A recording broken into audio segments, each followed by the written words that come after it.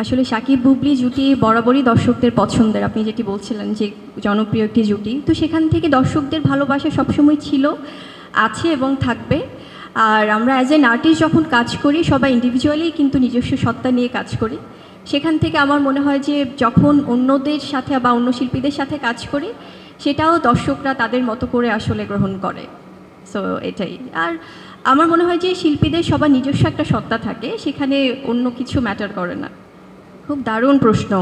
আমিও প্রথমে যখন নামটি শুনেছিলাম আমার কাছে সেম কোয়েশ্চেনটা এসেছিল মাথায়, বাট যখন আমাদের বিজ্ঞ পরিচালক জাহিদ স্যার আমাকে বলছিলেন যে এটাও কিন্তু ঢাকায় সংস্কৃতির সাথে সম্পৃক্ত, দেবদাস শব্দটা, এটা স্যার ভালো বলতে পারবেন অবশ্যই, বাট তারপর যেহেতু প্রশ্নটি আমার কাছে এসছে আমি বলি, কারণ ওখানে বোধহয় একটা ব্যাপার আছে যে যারা প্রেম ঘটিত বা ভালোবাসা ঘটিত কোনো ব্যাপারে সবাই কিন্তু ইটস নট যে আসলে আমাদের এটা হয়তো ঔপন্যাসিক ব্যাপার বা ইতিহাসে এসছে যে ব্যর্থ প্রেমিক মানেই দেবদাস নাম, কিন্তু ওখানে কিন্তু ভালোবাসায় পড়লে বা প্রেমে পড়লেও কিন্তু একটা ব্যাপার আছে যে ঢাকাইয়া দেবদাস, মানে ঢাকায় একটা প্রচলিত ব্যাপার আছে যে দেবদাস বলে।